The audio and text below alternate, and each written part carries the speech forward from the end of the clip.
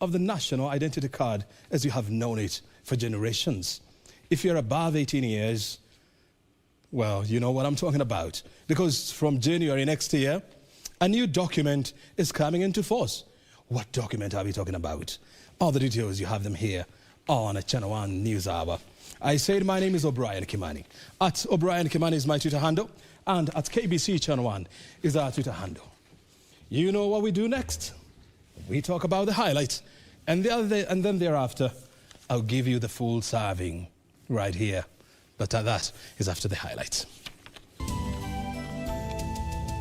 The ID card will be phased out as soon as the degazettement of the national ID card is carried out. The end of national identity cards, Huduma Namba to take over from January 2022. The numbers are soaring. 1,064 new coronavirus cases confirmed in the last 24 hours, with the Kenyans urged to be very cautious. And battle over a piece of land turns into a full-blown conflict, with one person shot dead in Oletepesi, Narok County.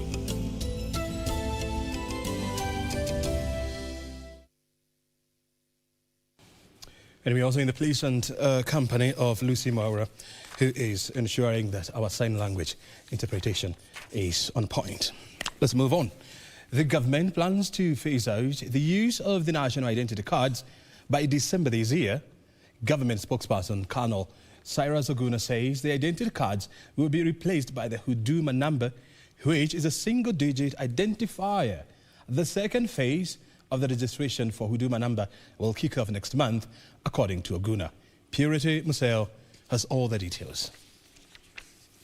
The mode of identification in the country beginning January 2022 will be the new single digital identifier Huduma Namba for all Kenyan citizens and resident foreigners when seeking services from public offices.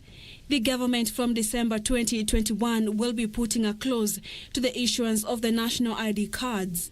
The ID card will be phased out as soon as the degazettement of the national ID card is carried out. That will be carried out by the minister sometime, toward the end of the year. Government spokesperson Colonel Cyrus Oguna says that close to 4.5 million Kenyans, as well as foreign residents who registered in Phase 1 for Huduma Namba, have already received text messages informing them on where to pick their cards. Our target as government is to be able to issue 37 million cards by the end of this year.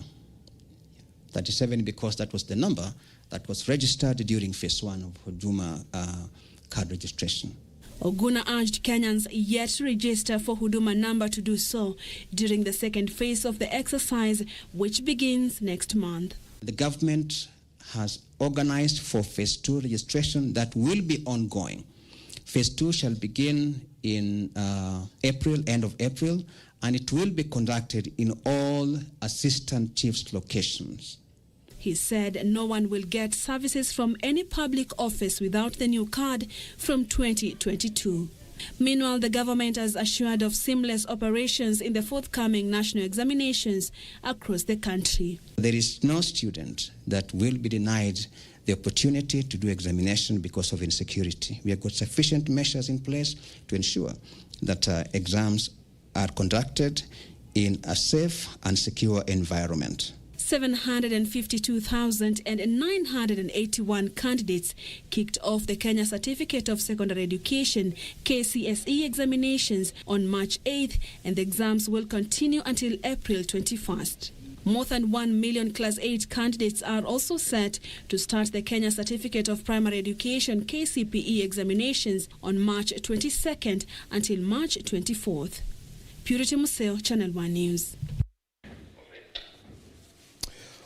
Well, the country has recorded 1,064 new COVID-19 cases from a sample size of 6,151 in the last 24 hours, the highest number of positive casualties this year. 7 more people succumbed to the virus over the same period.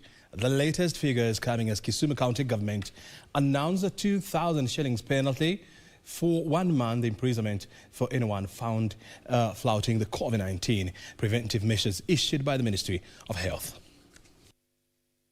The youngest patient of the 1,064 people who have tested positive for COVID-19 over the last 1 day is a 2-year-old baby, while the oldest is aged 91. From the sample size of 6,151, 964 of the new cases are Kenyans, while 100 are foreigners. 558 are males, while 506 are females. The Ministry of Health says 7 more Kenyans have lost the fight in the last 24 hours, and a total of 709 patients are receiving treatment at various health facilities. At the same time, 184 people have been given a clean bill of health. Meanwhile, members of Kiambu County Assembly are mourning the demise of Muguga Ward Representative Elwood Ngugi from COVID-19 complications. All Kiambu MCAs and county staff who interacted with the late Muguga MCA have been urged to test for coronavirus and isolate. The late Ngugi is said to have contracted the virus while on a retreat in Mombasa. Kiambu Governor James Nyoro, while eulogizing the late, called on the public to be extra cautious. I want to stick to the COVID protocols and the conditions that have been set up by the Ministry of Health, which we are all signatory to this. If you remember, last Friday we were there when the President announced those measures. Meanwhile, government spokesperson Cyrus Oguna has urged Kenyans to continue exercising COVID-19 preventive measures to avert further spread of the contagious virus despite the rollout of vaccines in the country. There are no logistical issues in as far as the rollout is concerned. As we are speaking, all the 47 counties have initiated the rollout. Elsewhere, Embu Governor Martin Wambora has urged Kenyans to embrace the Oxford AstraZeneca vaccine to boost the fight against the coronavirus. Wambora, who is also the Council of Governors chair, was immunized at the Embu Level 5 hospital and assured the public the benefits of the vaccine outweigh the risks. Kasema, the chairman is now ruling there is no choice for the governors but take the jab. Leadership from the front. This as his Kisumu County counterpart, Professor Anyang' Nyong'o, announced a 2,000 shillings penalty or a 1-month imprisonment for anyone found flouting the COVID-19 preventive measures issued by the Ministry of Health.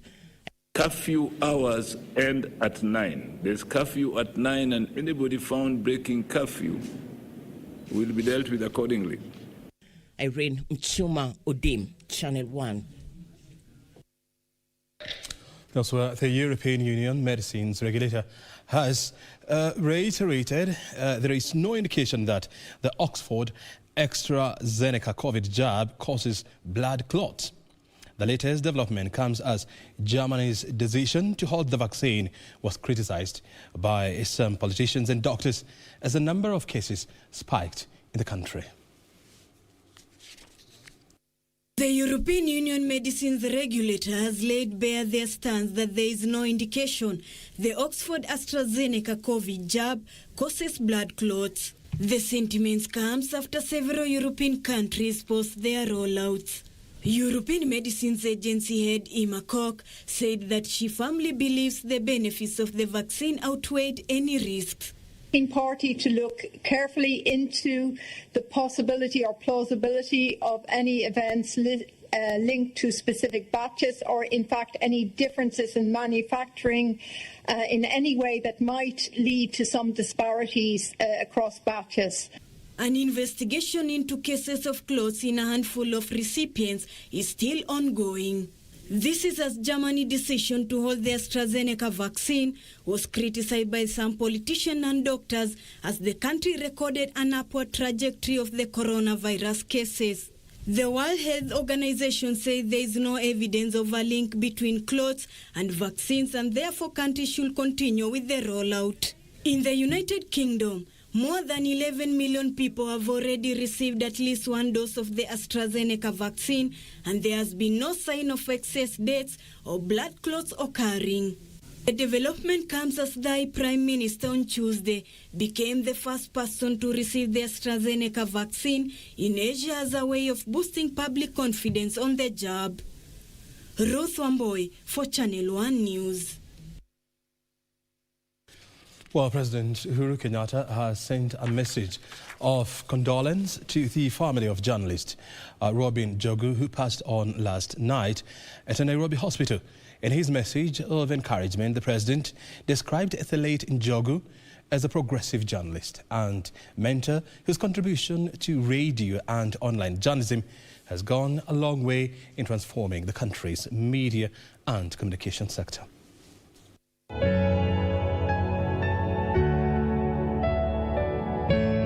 Veteran journalist Robin Njogu succumbed to COVID-19 related complications on Monday night after battling the disease for about a month at the Aga Khan Hospital in Nairobi. President Uhuru Kenyatta has led the nation in mourning the death of Robin, describing him as an excellent journalist who mentored many young people in the media. President Kenyatta remembered Njogu as an innovative, resourceful and open-minded journalist whose contribution as a past member of State House Press Service will be cherished forever. Deputy President William Ruto also joined the media fraternity in mourning Njogu, describing him as friendly, humble and a good man. Ruto said the late Njogu was a skilled, dedicated and professional radio journalist who edited and reported on issues openly, independently and honestly. Njogu's death was announced by ICT Cabinet Secretary Joe Musheru, who mourned him as a journalist who contributed immensely to the growth of radio news in Kenya. His demise comes days after his mother passed on. At the time of death, Robin Njogu worked as radio managing editor at Royal Media Services. He previously worked at Capital FM and Nation Media Group. Robin is survived by a widow and 3 children. Ben Chumba, reporting for Channel 1 News. Well, and may his soul rest in eternal peace. One person has been killed in renewed clashes in Oletepesi area of Narok County. The man was, according to locals, was shot with an arrow following a land tussle that has now degenerated into an ethnic clashes. Narok East Deputy County Commissioner Eric Wamulevu says the conflict was ignited by the deceased when he moved to construct a house in the disputed place of land. Tension is high in Narok County after one person was killed in Oltepesi Leparsime village in Narok East Sub-County following a land dispute. The 35-year-old man was shot dead with an arrow. Is allegedly to have moved into a disputed piece of land and constructed a temporary house, igniting the clashes. Narok East Deputy County Commissioner Eric Wamulevu is pleading with locals to stop any acts of violence and allow surveyors move in to ascertain the disputed boundary. And we've agreed that tomorrow morning we are going to be here with the land registrar and the land surveyor so that we can be able to demarcate the 2 pieces of land, 490 and 491, so that we are able to live in peace. A committee of 13 people, including the clergy, has been set up to work with security team to ensure that peace is restored in the area. We form a committee to bring peace between the 2 warring families, and we want to thank both groups that they have agreed, together with the local leadership led by Honorable Aramat and ourselves and the security committee. Narok East Member of Parliament Ken Aramat faulted the judiciary, questioning why it has taken over 16 years to resolve the land boundary dispute. Wale watu ambao wamefanya uhalifu kama ule mtu aligonga mwingine na panga ashikwe na apelekwe kotini. We cannot allow people ambao wanapigana hapa alafu wanawachwa tu scot free. Watafanya uhalifu mingi kama watu wasiposhikwa na sheria. Everybody with a title deed should be protected. Those in courts, we also call the judiciary to expedite the cases so that we get to know the winners or the owners of the land to bring peace to this area. Timothy Kipnusu, Channel 1 News. The total of 2,000 families within Turkana North can breathe a sigh of relief after the county government commissioned a water storage tank in a bid to reduce challenges occasioned by drought. The project, done in partnership with the private sectors, is expected to be rolled out to other parts of the vast county. Meanwhile, 8,000 families in Naivasha's GBV area are facing acute water shortage after the only dam in the area was destroyed by floods. Songs and celebration characterized the mood among the residents of Lower Ngak in Turkana North. The news that clean and safe water was now within their reach was more than enough to put smiles on their faces. Turkana Governor Josephat Narok says the water storage tank will serve the residents and their livestock. Saa hii tumemalizia hapa, tutaendelea sasa kutafuta suluhisho. Zile senta zingine zote za Lake Zone, zile senta ingine kama kina Kokoro huko juu, mahali kuna shida ya maji na sehemu zingine zote Turkana. Nimeona kwamba mambo ya maji inaanza kuwa shida kwa sababu ya kiangazi. Na niko na lori kidogo ambayo inaweza ikabeba maji around 15,000 liters.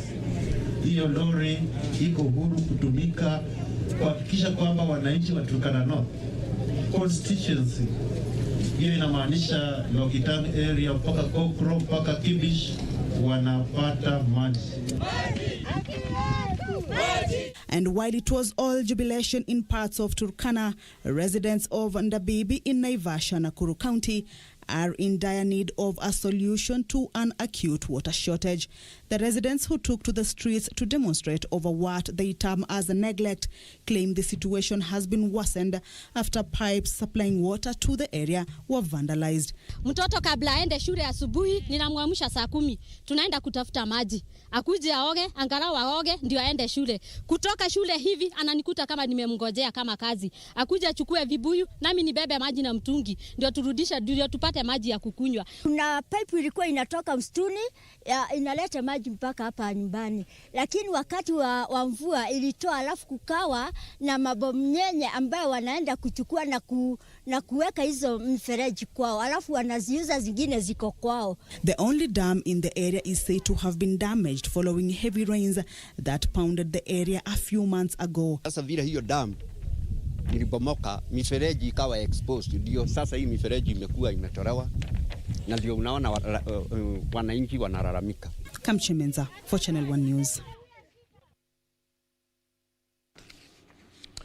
The move by the United Democratic Alliance, UDA, to withdraw from the Juja parliamentary seat has left the battlefield for two strong contenders.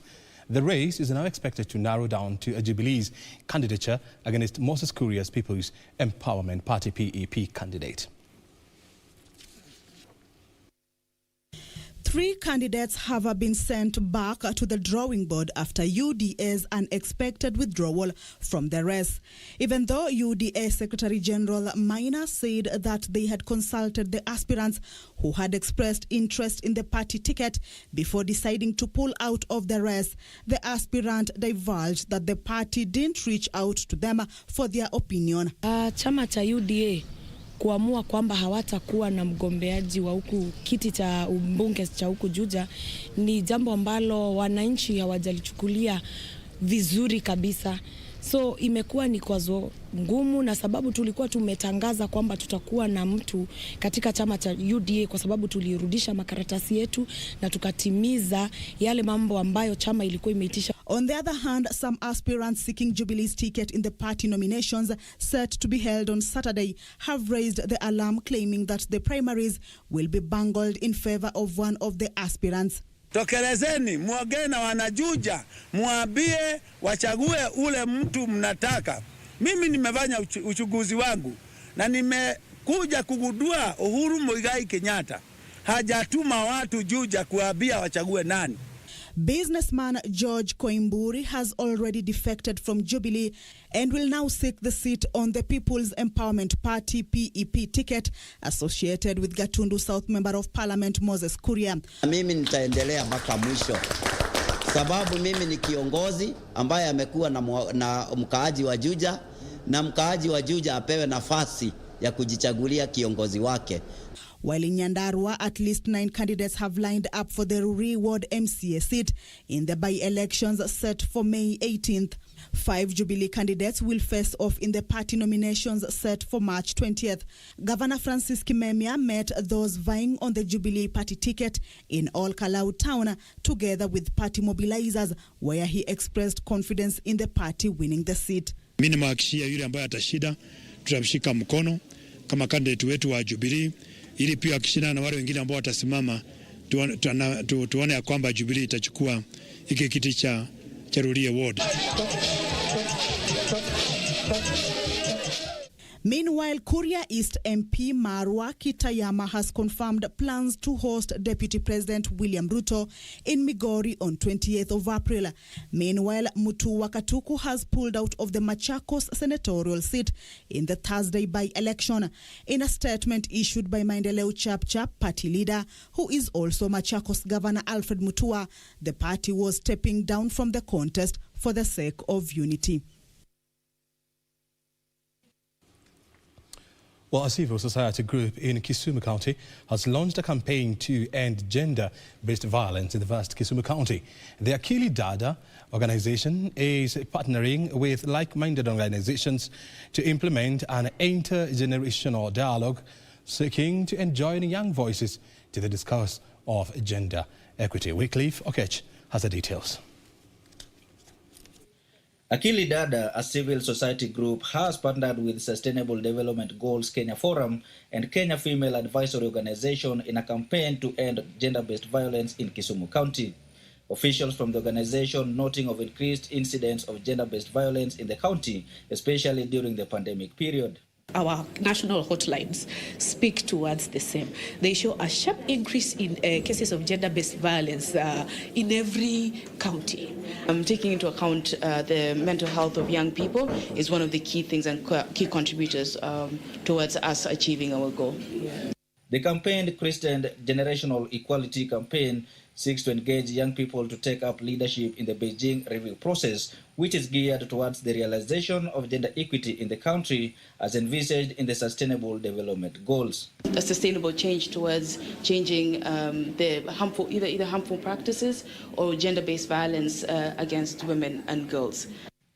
During the launch exercise in Kisumu on Tuesday, the spouse of Kisumu Governor Dorothy Nyong'o decried rising cases of gender-instigated violence despite efforts by both levels of government to eradicate the vice.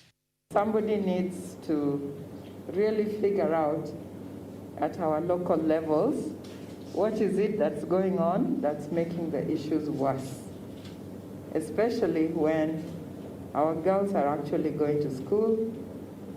We are empowering them, in fact, at the expense of the boy child. So maybe the problem is that the boy child has been so neglected that they're hitting back. The campaign is also being rolled out in Kilifi and Kajiado counties, respectively. Wycliffe Okech, Channel 1 News from Kisumu County.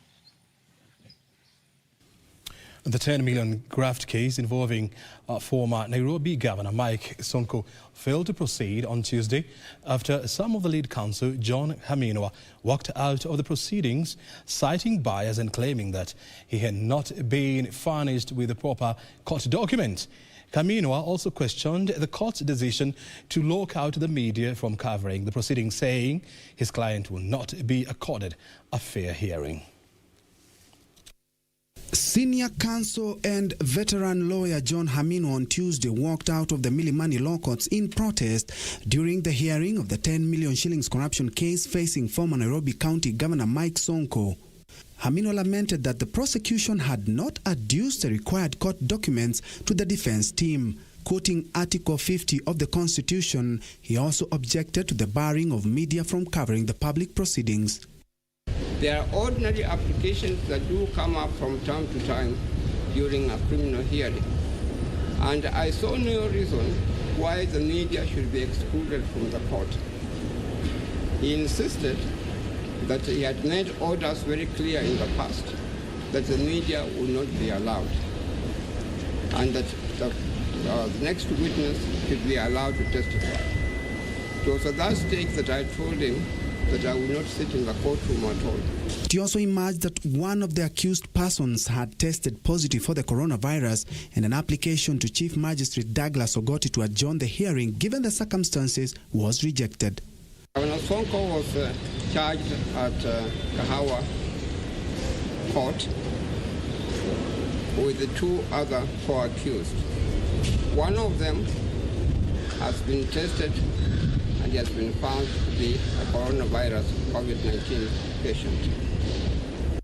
Sonko, in the company of the health worker, has been appearing before trial magistrate Douglas Ogoti to answer to charges of embezzling 10 million shillings, while the second corruption-related case involving misappropriation of 14 million shillings is before anti-corruption court magistrate Peter Ooko.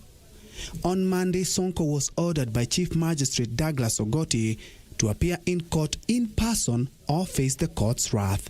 For Channel 1 News, I'm Ben Troenjue. A section of leaders and education officials in Garissa County have raised an alarm of a shortage of teachers in the county. The crisis, according to the stakeholders in the sector, has been worsened after 120 teachers posted to the county failed to report to work. A teachers' crisis is looming in Garissa County, according to area leaders and education officials.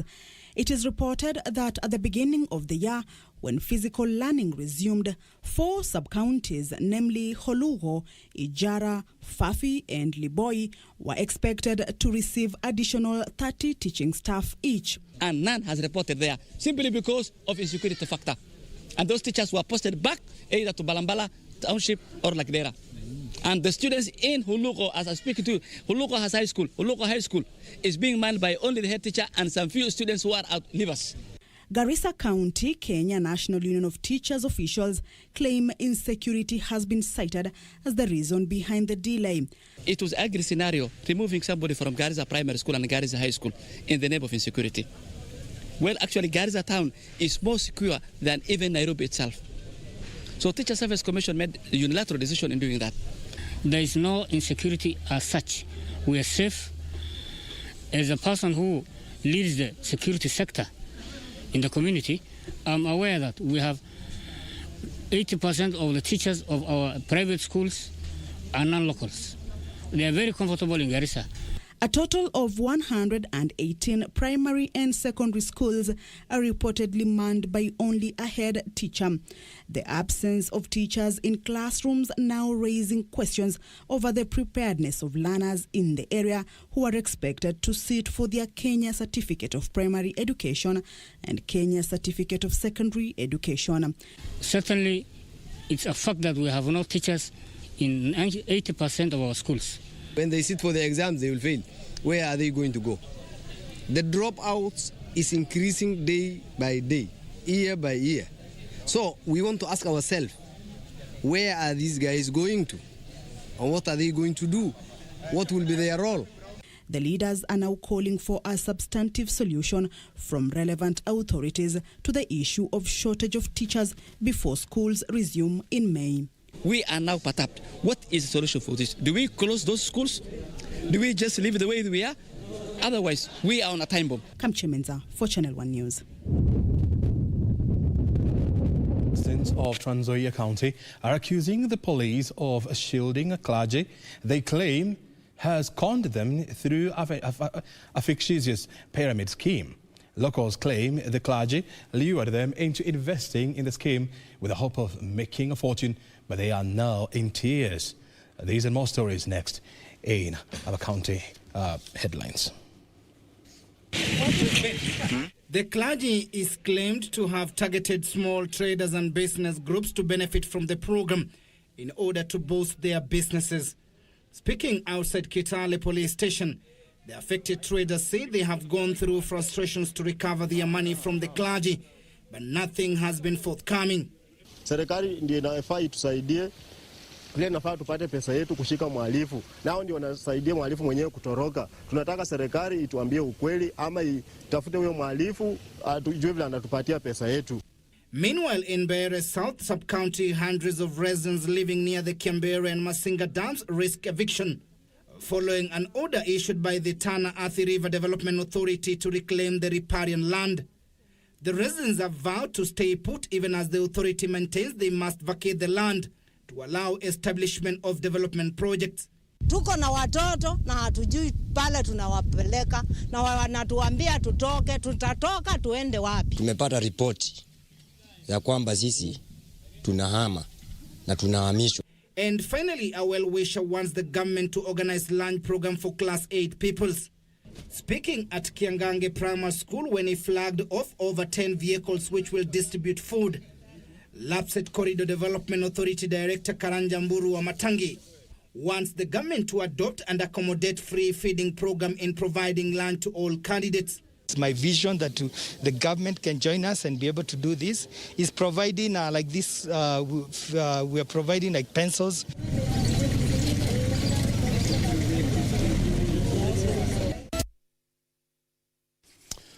You're watching Channel 1 News Hour. Of course, it's a Tuesday. But of course, today the country is at a crossroad because of rising cases of COVID-19 infections. Today, 6,000 people, out of the 6,000 plus people who were tested, about 1,000 and plus something, tested positive. And this is raising concerns about the third wave of this virus, which is giving our policymakers headache around the world. Kenya plans to ramp up 8 vaccination, but this will not be enough.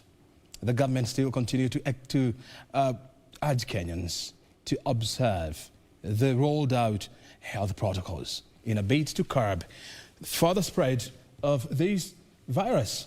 Because if we don't do so, then we are hurtling towards the worst. You'll be getting more details about what's coming up in our business news right here. But first of all, our first break is well deserved. I'll take a glass of water and then thereafter we shall continue with a smooth sail. Stay right here.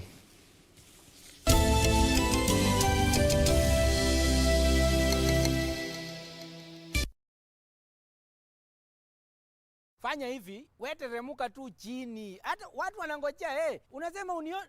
Si ninakuona ndio huyu kucha. Kucha ninakuona. Yoi. Nimekuita mara ngapi Kate? This is the Nissan Note. Hii ndio motoka. Not that this is the Nissan Note we are giving out. Na ni rahisi sana kuwekelea bid. Unaenda kwenye lipa na M-Pesa. Unaweka paybill number 4032353. Kisha unakelea account number ya Nissan Note ni Note, N-O-T-E. Namba ambayo unapenda, labda unapenda 100, labda unapenda 200. Wekelea Note 100, Note 200. Alafu tutakuitisha shilingi 40 peke yake, 40 bob only. Weka pin yako, utakuwa umekelea bid ya hii Nissan Note. Inakungoja wewe mahali popote ulipo. Mimi na mtumishi tutakupea. Next on. Mimi ndiye Dr. Chua and Watan Chua. Mimi ndiye Dr. Sawasawa. Mimi ni Dr. Ashraf mwenye hii hospitali. Ashraf si lolote. Wewe daktari, hospitali yako kabisa? I am the boss. Okay. That's all. Get passion. Huyu mwanangu mimi namuona kulegea tu. Afaa tumpatie chupa moja ya maji. Maji asikioni? Hii chupa moja mama kisha tufanya sahali. Lakini kwa wengine tutatia lita 20. Si majanga haya? Muzo bongo.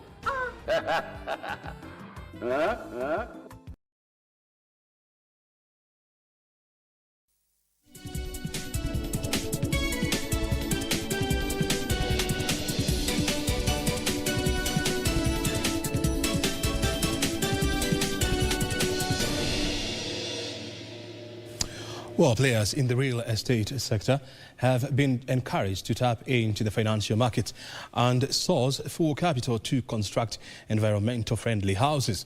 According to Architectural Association of Kenya President Mogore Gendu, there is a local demand for green housing due to their sustainability and energy efficiency.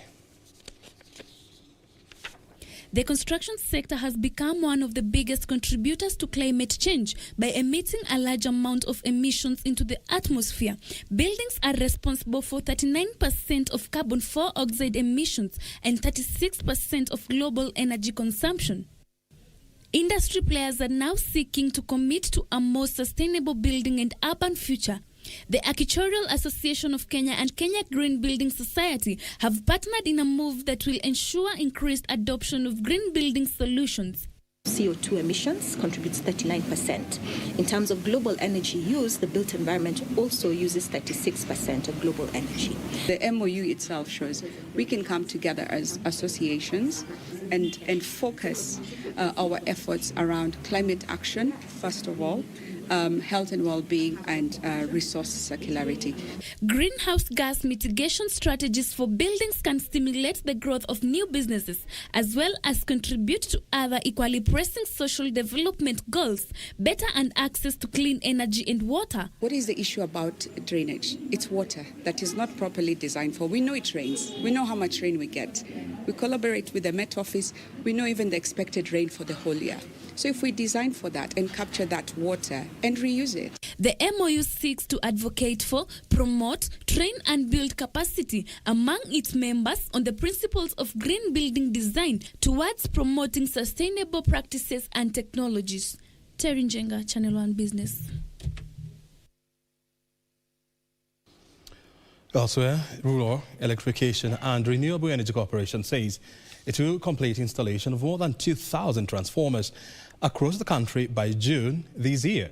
Speaking during a Parliament Energy Committee meeting, the corporation's MD Peter Mbogua faulted Kenya Power for failing to maintain the already installed transformers, curtailing the last mile connectivity program.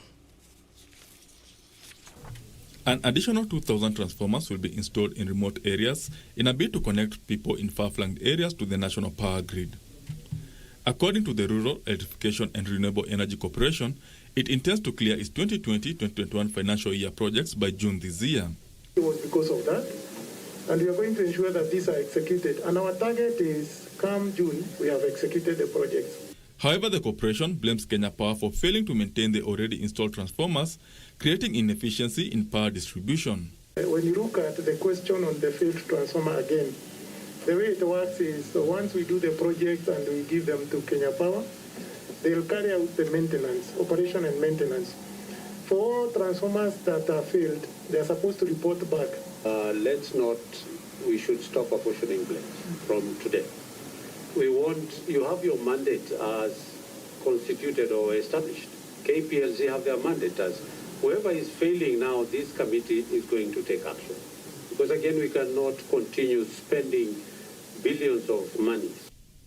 Speaking during a National Assembly Energy Committee hearing on installation of transformers progress, the corporation's manager, Director Peter Mbogua, absolved the corporation for malfunctioning transformers, saying the utility firm failed on its mandate. Transformers which are reported not working, we share responsibilities in terms of our SLAs, in terms of who is going to do it, who is not going to do, who is going to handle which ones. As of today, again, we were going to report in terms of the ones which are direct and the ones which are the Kenya Power. The Rural Electrification and Renewable Energy Corporations plan to spend 15 billion shillings to increase commercial and domestic connections across the country. Benson Rioba reporting for Channel 1 Business. On our to farming, where cotton farmers in Teso North region are set to enjoy a new market for their produce following the revival of the Malakisi cotton ginnery. The ginnery roared back to life after 25 years of dormancy with the installation of new ginning machines.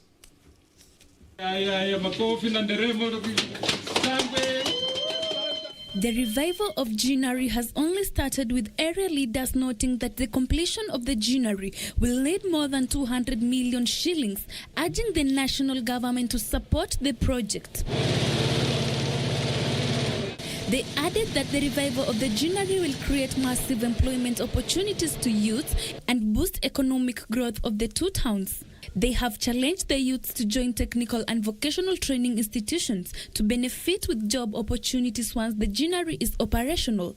Sehemu hii pamba ndio ukulima ya pamba ndio ile ambayo ilijulikana kama cash crop hata zamani.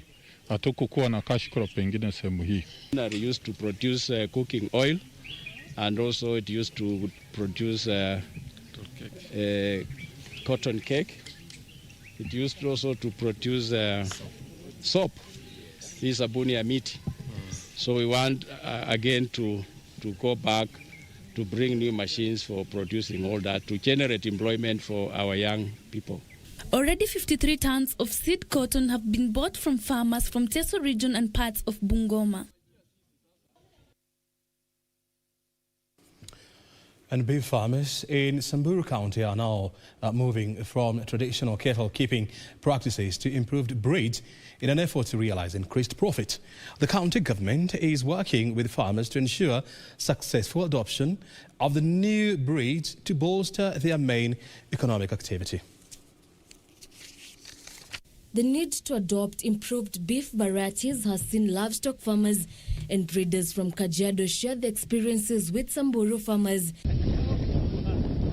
Government officials present during the Farmers' Field Day on beef cattle breed improvement and value addition noted that shifting from traditional cattle keeping practices will help realize benefits and profits that come with livestock value chain addition. Kama serikali ya county tutaendelea kufanya capacity building, tutaendelea pia kusource breeds ambayo pia tutatumia hapa ili kubadilisha mifugo ya wakulima wetu. Despite the COVID-19 regulations disrupting the livestock marketing system, livestock production remains the major occupation of the indigenous population for Samburu and Kajiado counties.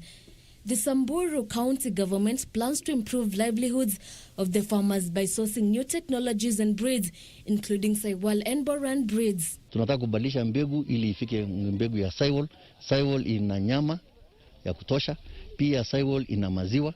Na kwa hivyo tukiwa na mbegu ya Saiwal, wananchi na hasa wakulima watapata fedha zaidi. The demand for beef in Samburu County is 10 tons on a daily basis. And there's also that external market, which we have not met.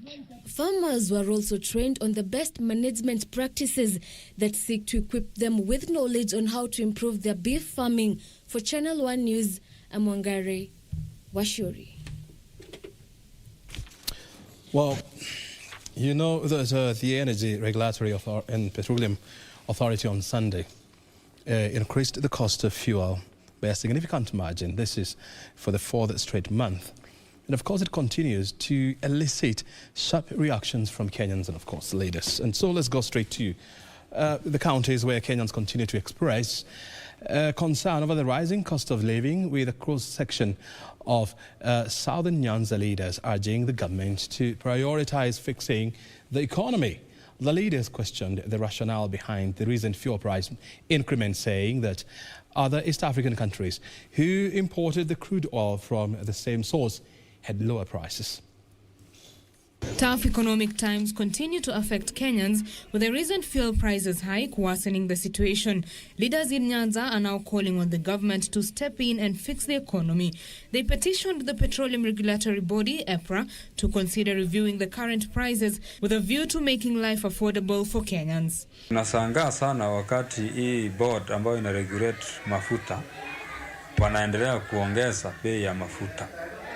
Na kila kitu inaendelea kupanda siku baada ya ingine, ili hali COVID iko na economy haijafunguliwa kikamilifu. Gharama ya maisha itaenda juu, bei ya kila kitu itaenda juu.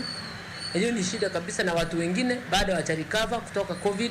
They further called for reinstatement of tax relief measures and introduction of subsidies to the unemployed to cushion Kenyans from the effects of the pandemic. Elsewhere, the National Transport and Safety Authority and the Postal Corporation of Kenya have inked a strategic business deal that will see Posta provide logistics and delivery services to the public of driving licenses, logbooks, PSV badges and other documents countrywide. The service will take effect by the end of March. NTSA Director General said the partnership would help the authority decongest their premises by having documents delivered to Kenyans. The rationale behind the same-day service delivery was to relieve the pain and bane of Kenyans getting services when they go across the country. The safety of the goods, that is what we need to start working on. People are becoming lazier, they're becoming more fearful, they become more careful of their lives. So basically our job is to make your life better and comfortable at your own comfort. Betty Kiptum, Channel 1 Business. You see, the final word has or lies with three institutions in this country in regard to the cost of fuel in this economy. One of them is Ministry of Petroleum and Mining. They have a role to improve supply chain in this country. There's a lot of system wastages of fuel, and that one is covered by you at the pump station. The other one is National Treasury. Remember, the fuel that you buy attract levies and taxes. If they can be lowered, you'll feel the impact. And the other institution is the National Treasury.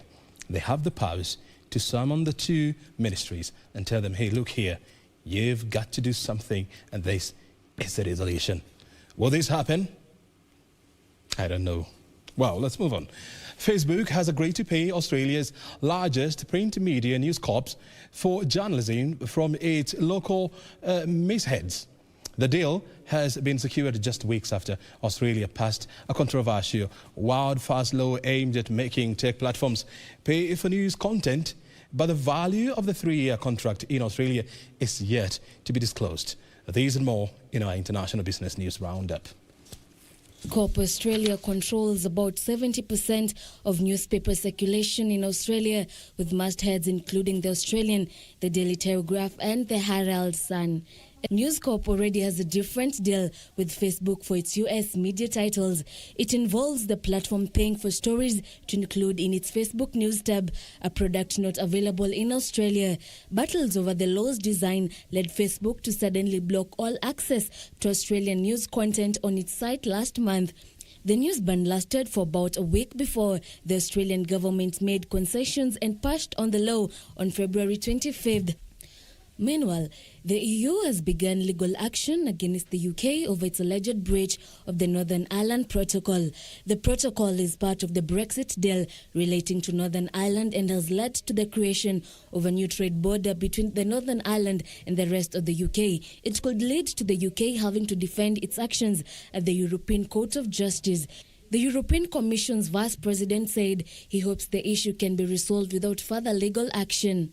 Finally, one of the world's most popular dating apps is adding a background check feature to its platform in the US. Later this year, Tinder will allow users to view public records information of prospective dates using their name or mobile number. The move comes as user safety for digital dating has come under scrutiny. Match Group, Tinder's company, plans to include the feature across all of its platforms. For Business News Channel 1, I'm Wangare Washuri.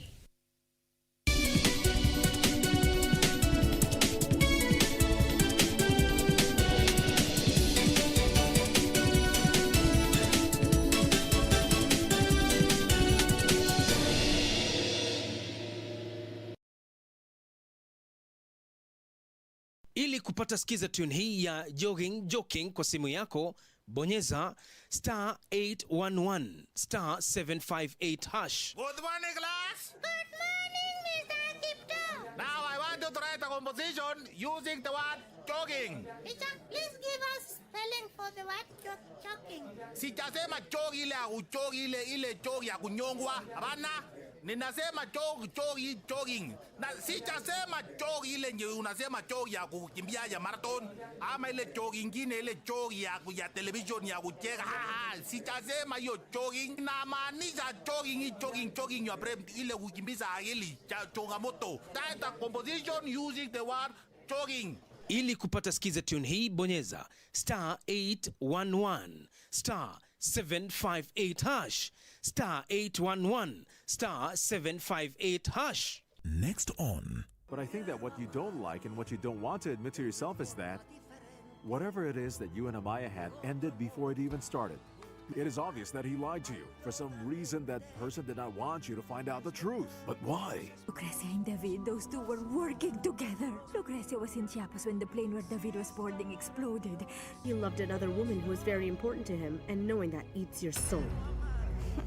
And that's why you got yourself pregnant, to keep him with you and to stop him from staying with that other woman. I mean, look around you, Max. That woman is all over the place. Your father shouldn't have told her that she could come to El Paraíso whenever she pleases. But he already did.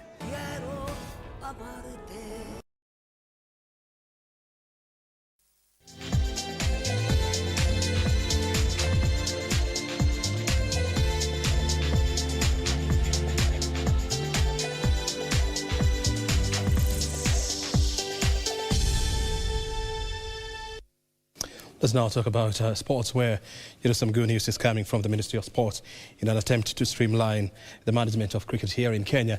And Cabinet Secretary for Sports, Ambassador Amina Mohammed, has constituted a Cricket Kenya Normalization Committee following the suspension notice issued to Kenya by the ICC after governance lapses within Cricket Kenya and non-compliance with the ICC membership criteria. The committee is mandated to draft a new constitution and ensure its validation, ensure smooth running of Cricket Kenya operations, coordinate and facilitate compliance of Cricket Kenya to ICC requirements, facilitate elections of new officials, hand over Cricket Kenya to newly elected officials after elections, and recommend long-lasting solutions to the Cabinet Secretary for Sports. The 5-member committee is led by retired Honorable Lady Justice Joyce Aluoch, with retired Honorable Judge Al-Nashir Visram, Jane Muigai, Maurice Alunga and Walter Ongeti as members.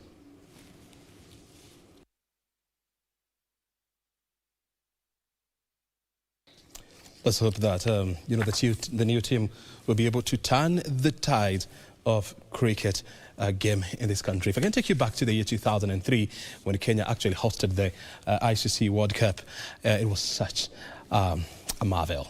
Well, the National Olympic Committee of Kenya has admitted to facing challenges in ensuring the COVID-19 bubble protocols are strictly followed at the bubble camp in Kasarani. This is due to the fact that the camp has not yet been closed to strictly cater for teams traveling to Japan for the Tokyo 2020 Olympic Games. With less than 4 months before teams travel to Japan for the Tokyo Olympic Games, postponed from last year due to the coronavirus, the National Olympic Committee of Kenya is facing enormous challenges in enforcing the COVID-19 bubble protocols. In the bubble, athletes' movements and interactions with the outside world are restricted, but the Kasarani camp is yet to be closed to strictly accommodate only teams traveling to Japan for the Games. Because the athletes are in camp at Kasarani, which is a government facility, a facility that's accommodating other people. The athletes are being served by staff of Sports Kenya who are not a resident within that particular facility. So we are trying to do our best, but it is not possible to have the athletes in a bubble camp in the strictest term of that word. It's not easy. It means that the teams in the bubble camp are still interacting with outsiders, something that goes against the playbook which will apply in Japan at all cost. We don't want to do things the way we do things locally here. We take things for granted. In Japan, it is 100%. They do things 100%. They can throw out the whole team if you don't follow the rules that it has been done. And we don't want, that's why we need to make sure that we bring in these experts so that they can be able to take up that responsibility now, to take in terms of teaching our sportsmen that you need to play by these rules going forward. Narok says that the only way to ensure the bubble camp rules are adhered to is for the Kasarani Stadium to be closed and remain only open for teams heading to Japan. Training of athletes at various training grounds, including the Karura Forest, also opens a door in the bubble for athletes to interact with the outside world, in addition to persons catering for the athletes in the camp. Despite the challenges faced, Narok says that a strong COVID-free team will travel to Japan to represent the country in the Games. We have been hit hard by COVID, but not as hard as the European countries and the US. So it is a concept that we have to sort of drum into our athletes and prepare them for what is coming. And rightfully said, we have the psychological aspects of it. Why are you clamping me down? I'm very active. Why are you putting me in isolation and yet I feel nothing? Why are you forcing me to wear a mask? So these are things we keep having to give into our push into our athletes' minds, and we don't forget the performance part of it. It is, however, still unclear if some of the athletes in the camp have tested positive for coronavirus, but NOC assures that a team of experts unveiled today is working round the clock to ensure that all qualified athletes will represent the country in the games set for Tokyo from the 23rd July to 8th August this year. On now to golfing matters, there will be an immediate replacement for any player who breaks the COVID-19 protocols before and during the Magical Kenya Open and Golf Savannah Classic Golf Tournament. 90 players are on standby to replace those who will have withdrawn from the event.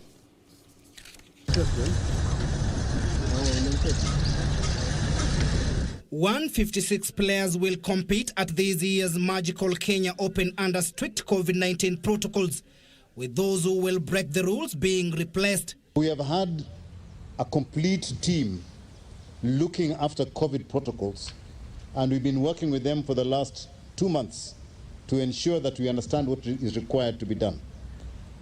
In designing the bubble as well, we selected hotels that we could take the hotels completely so that nobody else, apart from the players and the officials or whoever needs to be in the bubble, stays in those hotels.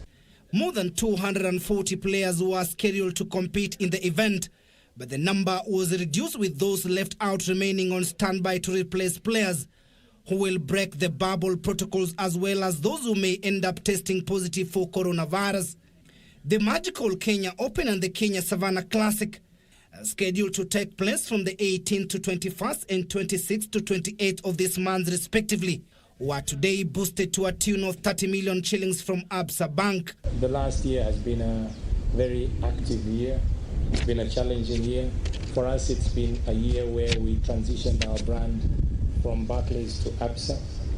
And we set out to be a force for good. And this is one of the examples where we want to be part of supporting our countrymen, part of promoting Kenya, because we believe we want to be part of the heartbeat of the communities in which we live and we work.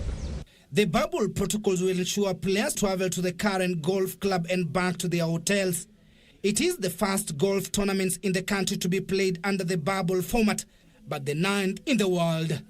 Spectators will also not be allowed.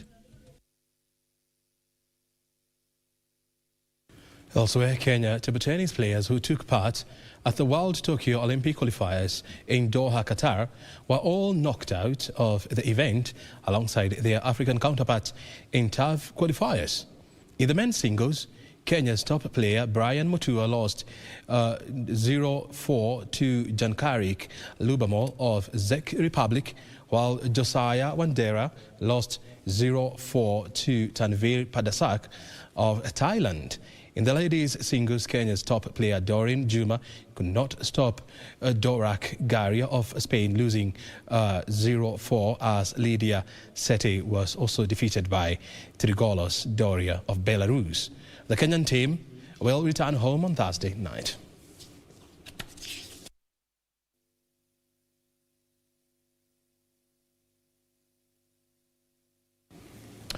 Tanzania, Simba moved a step closer to the quarterfinals of the CAF Champions League after beating Al Merrikh of Sudan 3-0 in their fourth group game played today.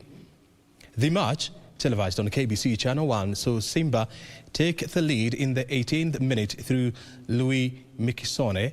Then Mohamed Hussein trebled the lead 6 minutes before the break. Kope Magalu assured Simba of maximum point when he netted the third goal in the second half.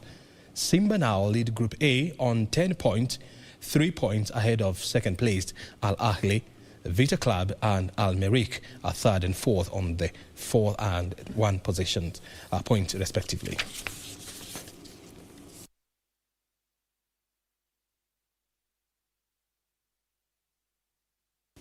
And now to wind up the sports news, where Spanish giant Real Madrid will miss the services of Dani Carvajal, Eden Hazard and Casemiro when they face Atalanta tonight in the European Champions League round of 16 second leg encounter at the Alfredo Di Stefano Stadium.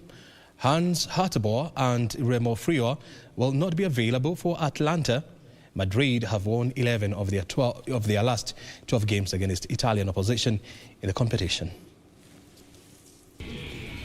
Real Madrid will be looking to book their spot in the quarter-finals of the Champions League when they welcome Atlanta for the second leg of their last 16 tie tonight at the Alfredo Di Stefano. Madrid, who have a 1-0 advantage from the first leg win, will be without Dani Carvajal, Eden Hazard and Casemiro, while Alvaro Adriozola, Marcelo and Mariano Diaz are in contention.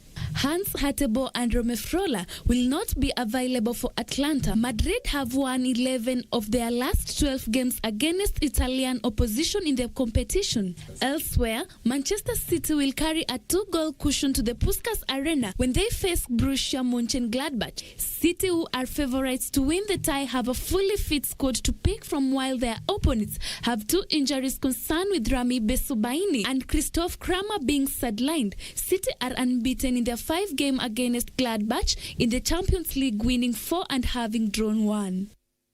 We have to show our best in every performance, and of course at this stage in Champions League, it's always tough games, so that's why we have to organize well and do our best.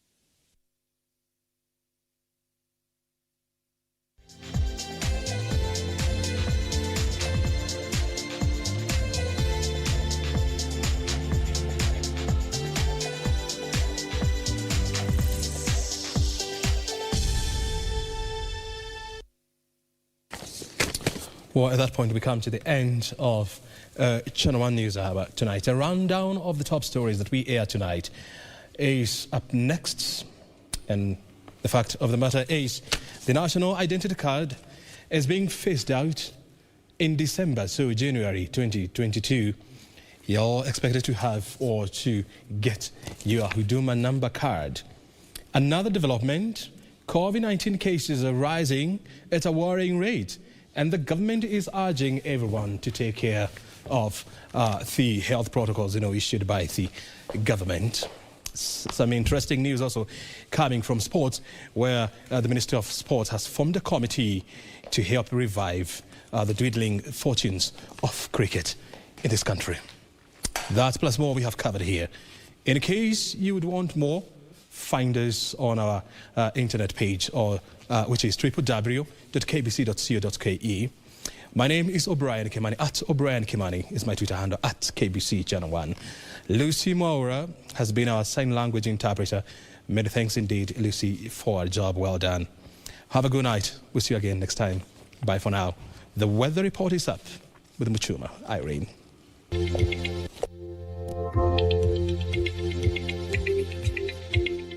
Good evening and a very warm welcome to Channel 1 weather updates. My name is Irene Mchuma Odem.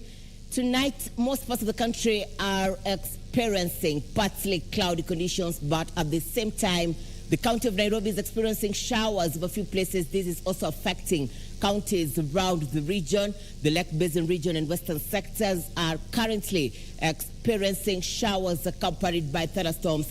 And that is how the night will be. As much as tomorrow, the capital will experience highs of 27 degrees Celsius. Sun intervals will dominate most parts of the country. And in the early morning hours, there'll be rains in Moyale and Wajir and also Mandera. This as the coastal strip experience sun intervals. The capital, Meru and Nyeri, will during the early morning hours experience rains. And over the Lake Basin region, most parts of the country will experience sunny intervals, but there'll be rains in Kisii, Kisumu, Kakamega, and Narok. These are the northwestern parts of the country, experiences sunny intervals. And in the afternoon, we'll see an increase of wet conditions over the western parts of the country and the Lake Basin region, which will largely affect Kisumu, Kakamega, Narok, Kitale. And also during the evening hours, there'll be cloudy weather conditions in areas around Kitale. And then showers will continue in Wajir, Moyale, and also Mandera. The coastal strip will continue to experience sunny intervals. The capital will tonight experience highs of 16 degrees Celsius, and tomorrow, Lodwar, Mandera will experience the highest temperatures across the country, equally in Garissa at 37 degrees Celsius. And for you in Kisumu, be prepared for highs of 31 degrees Celsius. Time for us to cross the borders and have a look at the international forecast. Good night, a blessed day ahead.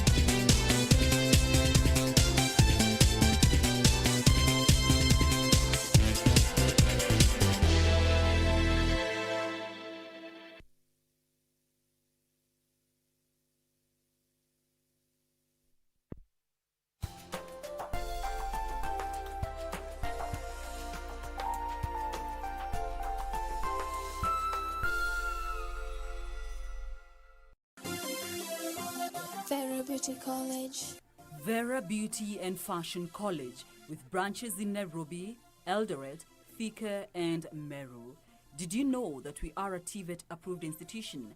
We offer courses in fashion design, interior design in soft furnishing, event decoration, flower arrangement, event planning, hairdressing, barbering and dreadlocks, beauty therapy, makeup, nail technology, spa massages, teaching skills, TOT, solo business management, and many more. Register now and visit our website on www.verabeautycollege.com. You can also call on 0725 923 550 Nairobi branch, 0728 087 689 Eldoret branch, 0722 227428 Thika branch, 0725 000 706 Meru branch. Vera Beauty and Fashion College, a TVET approved institution.